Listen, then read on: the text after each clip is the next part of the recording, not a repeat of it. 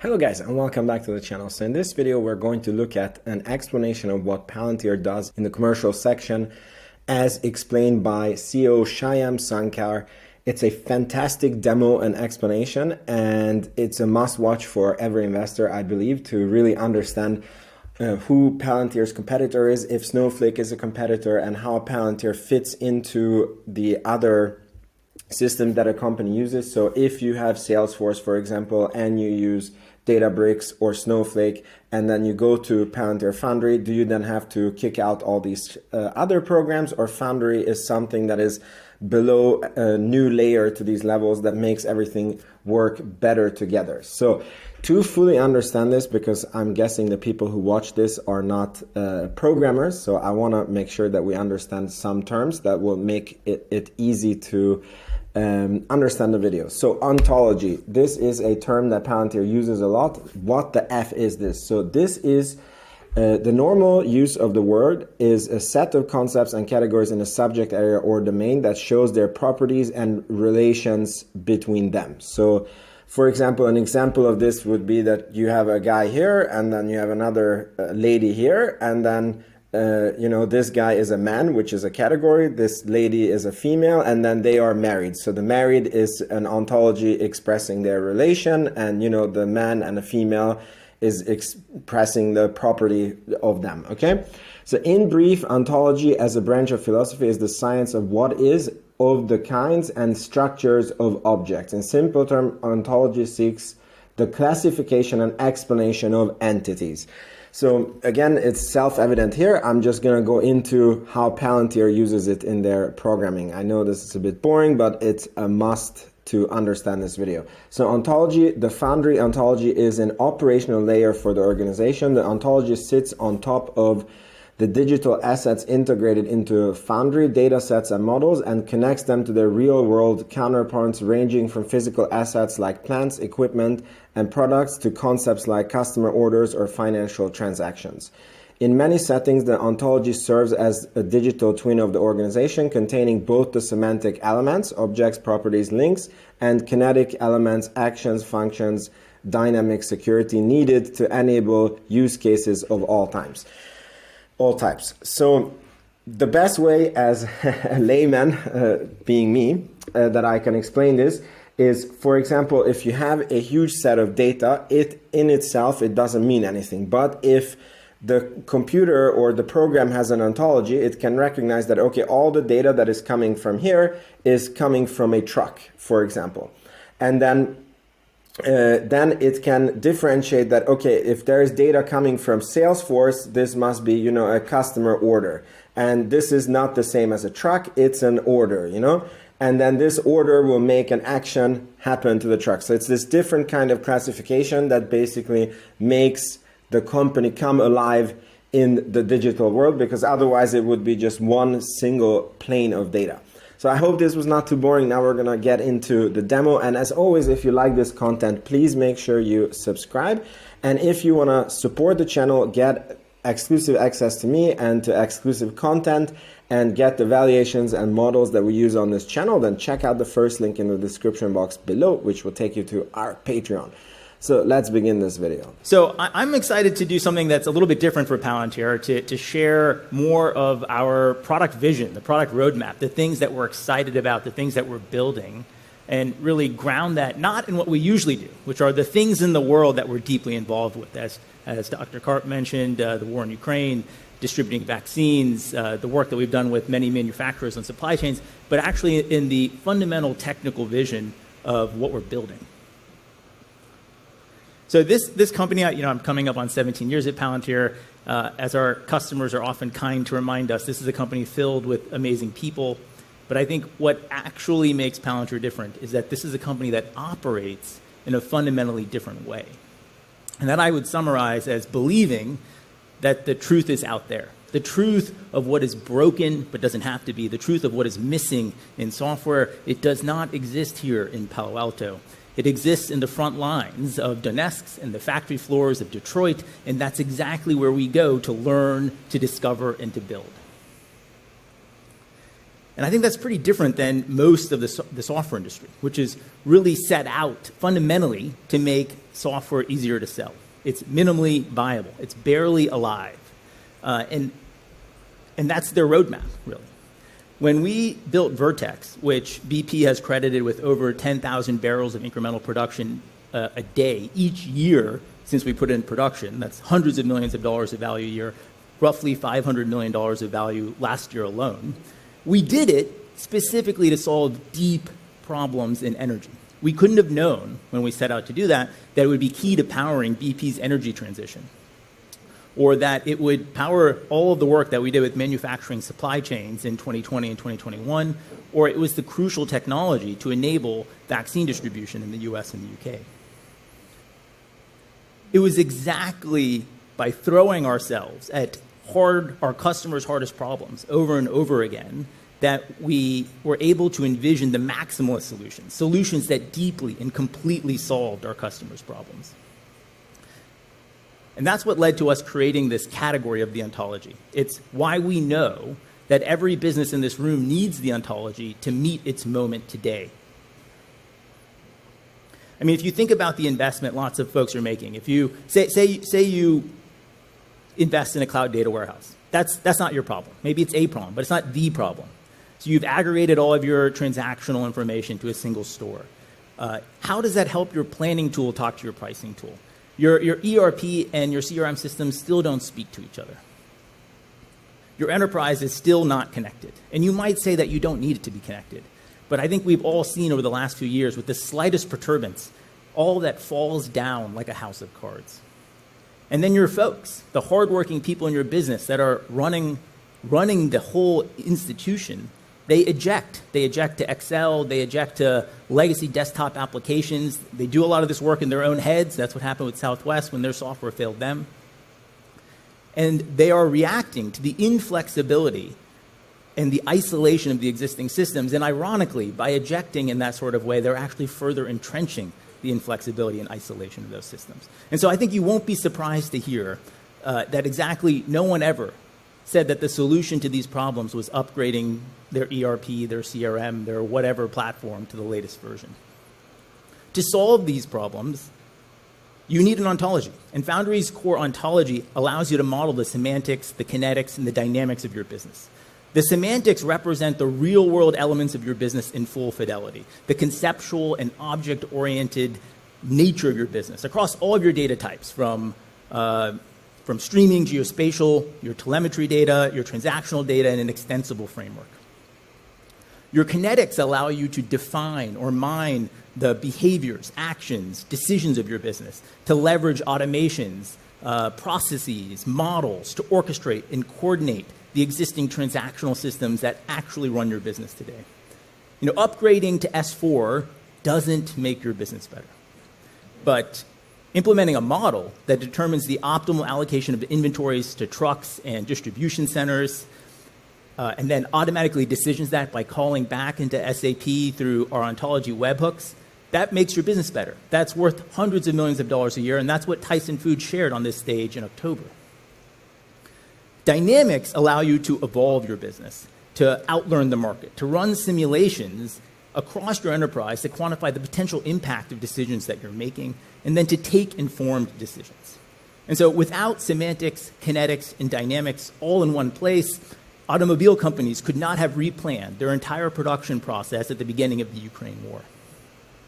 BP could not have produced an incremental $500 million of production last year, and hospitals could not be reimagining their operations in a post-COVID world. The cornerstone of our vision is that your business is computable. That's what your procurement software is actually doing. It's doing compute. That's what your CRM is doing, your ERP, your MES. It's even what's happening when your employees escape to their Excel sheets and when they have to escape their own brain to do the work, they're doing compute. But all of this compute, all this business logic, is today scattered across many different systems. And the problem with that is that means it's not composable, it's not reusable, and it's definitely not systematically upgradable. It's like running your business on a series of different assembler languages. It's all very low level. It's very hard to understand what's actually going on. It's even harder yet to improve or evolve any of that. But you need composability, because that's actually the only way that you can deal with increasing complexity.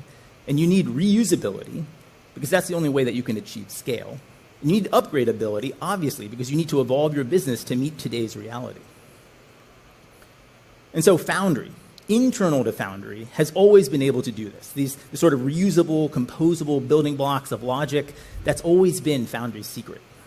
What's really powerful, the vision that we have, what we want to share, is transforming Foundry from a walled garden that's capable of doing this to really to something more like Ontology Web Services. It becomes a technology that you build on, an SDK for your enterprise, a library that you would include in your Jupyter notebooks, a world where the API that defines Foundry is actually the product. He said SDK for your business, and again, for the non-software engineer viewers, that is software developer kit or development kit for your business.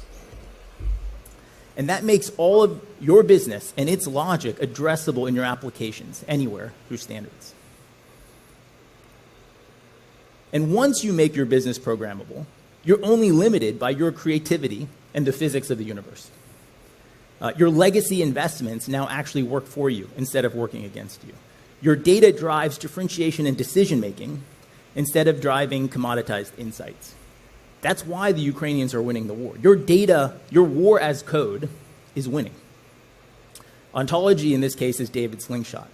So big or small, Ontology allows you to compete on your strengths and not be hobbled by your weaknesses.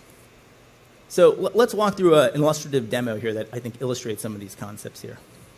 If we start off saying that I'm running a trucking company here, I'm managing hundreds of trucks, I can see all of my trucks on a list, I can click on a truck here and I can see my kind of truck 360, all of my data aggregated in one place, the telemetry data, the geographic data, the history of deliveries. This is semantics, right? I have all my data, whether it's in a cloud data warehouse or anywhere in my enterprise, and I'm able to bring it into the way that I think about the business as the operator. But I need more than that. I need kinetics. I need the models, the processes, the automations, the actions, the verbs that happen to my trucks and happen around my trucks. So let's start with processes here. I have this process. It flows across my ERP system, my CRM system, my third-party logistics systems, many legacy and modern platforms, from the hand of my supplier to the hand of my customer. The trouble is that this sort of state machine, this process, is not well documented, if it's documented at all. It runs through many of these legacy systems. It's hard to understand. It's very complicated. And I would say as an institution, we do a really good job at any one of these stages. We know how to load trucks. We know how to inspect our trucks. But there's actually nobody who knows how it all really fits together. So the ontology automatically mines these processes for us, and then it allows me to understand, to manage, and to evolve them. We can see the automations. These are connected business logic that I'm able to trigger and orchestrate across systems that are related to my truck object. Automations allow me to trigger actions programmatically. And I think this is the most powerful kinetic to think about, which is really how do you couple the output of a model to actions directly. And so here we can see some example automations that drive SMSs to truck drivers or call back into SAP to actually change business logic, or being able to link this to arbitrary code. And all of this is creating these composable business logic building blocks that are easy to govern and can be leveraged anywhere. Again, not just inside of Foundry, but all of my native enterprise applications. And models, which are bound, here we can see the models that are bound to my truck object type. These can be external models that my data science team is building and hosting, or models that are built and hosted in Foundry. But what I think makes models kinetic and really exciting is that it's bound to the ontology. That means that my models know how to read and write the semantics that we were just talking about. The models think in terms of the language of my business. And that means that the model doesn't just take in a file or take in an API call and spit out an inference. It actually takes in objects, properties, the relevant metadata, and it writes that back to the ontology. And I can trigger my models. My models can trigger actions, as I was describing a little bit earlier. And then in this framework, I can understand, you can see that there are two downstream applications that depend on this model. So I have a really built-in way of governing it, driving change management, ensuring that my models are driving business decisions and not academic insights. The last core part of the kinetics are the actions. And these represent and encapsulate that complex business logic that we've been talking about here. And they can touch many of my existing transactional systems across the entire enterprise and be reused. So here we see we have actions. I've defined how to escalate a maintenance ticket. I can see the applications that implement this action on the left. And on the right, I can see that this action is actually calling back into two of my underlying transactional systems, SAP and Salesforce, to do and kick off the necessary sub-workflows that define what we do when we escalate a maintenance ticket. I think this is so powerful. I'm without having to rip and replace, without having to do an ERP upgrade, I'm able to create APIs that orchestrate all of the existing transactional logic across my enterprise. So that means I need to call into SAP to allocate inventory. Done. That's easy. I need to call into Salesforce to queue up the next best action for a customer. I can do that programmatically. I need to call into Meta Constellation to task satellites to collect imagery over a region. Again, simple. So let's come back to this example here. I want to wire up a new process. I don't know this process that my trucks go through. So I can leverage the existing data integration I have from my, in this case, Snowflake, but it could be BigQuery or Databricks or any cloud data warehouse, to hydrate from the existing transactional log data, the exhaust of how trucks flow through my system, the process. So now I'm able to see this process for the first time across what would otherwise be like looking into the matrix. So when we look at this process, a lot of this makes sense to me. Things go from loaded to in transit to unloaded, but this doesn't make sense. This is like a forbidden path here. It makes no sense that I take expensive inventory, put it on a truck, and then the truck has to go to maintenance immediately. And while it's not a plurality of my transitions, it's enough of them that it's kind of problematic. So we can investigate this. We can see, okay, how are things flowing here? When I click on this, what's really happening? And what kind of appears is this heuristical pattern. I run my business, so I have some intuition. Not everything has to be immediately an ML model. This is probably where you start. It looks like old, worn engines with heavy loads tend to have this sort of problem. So I have a way of intervening. Now, I am going to ask my data science team to go build a nice, beautiful deep learning model that actually leverages all the telemetry and sensor data I have coming off the truck, and there is a sophisticated way to solve this problem. But right now, I need to stem the bleeding.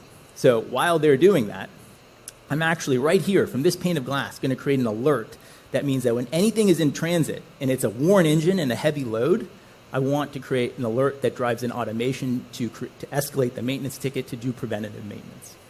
I can do that without touching my CRM system, without touching SAP, without touching any of my existing transactional systems. Of course, I am through these APIs, through these actions we've composed, but I can do this from this single pane of glass right here. So I went from no understanding of an end-to-end process to understanding the process, to realizing I had a problem with it where I could quickly improve it, all in a single pane of glass. So if we come back to the ontology view here, we can see that, okay, now my process is associated with the object. I have the resulting automation that we just put in here. But then meanwhile, back at the Batcave, the data science team has come up with a beautiful deep learning model that they're ready to support. So I can bring that model right in here. I can bind it to the ontology that we've been talking about. So it knows how to take in the data relevant to these trucks, that's dynamic data that's flowing, and how to tell me and spit out an output. I tie it to this automation. So when the model raises a flag, immediately that's connected up to sending a notification within Foundry, sending an email to the inspection facility, an SMS to my truck drivers, because that's where they live. They live on their phones. They don't have a desktop computer. And then importantly, creating this maintenance ticket that starts flowing through my system and leverages my existing SAP and Salesforce investments. But I can also call this programmatically. So I can build a webhook here to trigger this. So with a simple line of code and in your favorite language, I can call this automation to trigger these sorts of workflows. And that gives me a lot of optionality and flexibility. I can then bring all the power that you just saw here in orchestrating and composing these workflows to my existing applications, to the places that we run our business today, without all the brain damage of endless change management.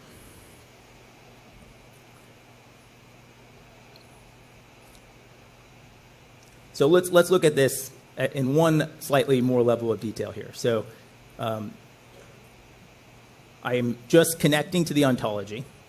I'm getting my truck object type. I'm doing a simple filter to find all alerts that were created today. I'm then able, you can see it right at the bottom half of that screen there, I'm wired up to these actions that we showed you earlier to escalate or to resolve an alert. And this is a trivial amount of code to give a front-end developer the incredible ability to program and orchestrate SAP, Salesforce, all of the big investments in our back end here. So a recap of this. Without duplicating data, I connected to my existing enterprise data stores. I was able to connect to my truck data, all the metadata around it, and use that to hydrate the semantics. Now, the ontology allows me to think in terms of how we think about and model the business. And then we went kinetic. We actually changed our business operations with the agility and the speed of code using actions and automations. We went from a simple, trivial, heuristical model that just alerted me when we had heavy loads on worn engines to a sophisticated ML model that drove actions directly in the context of a workflow.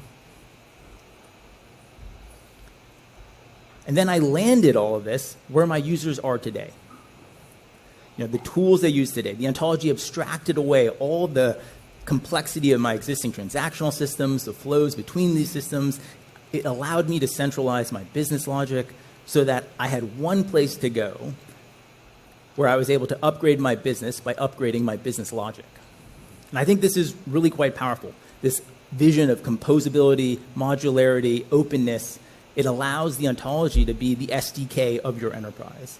And I think this really matters because if you can change your business faster, you can execute faster than the pace of disruption, faster than your competitors, faster than market forces. You can respond to reality.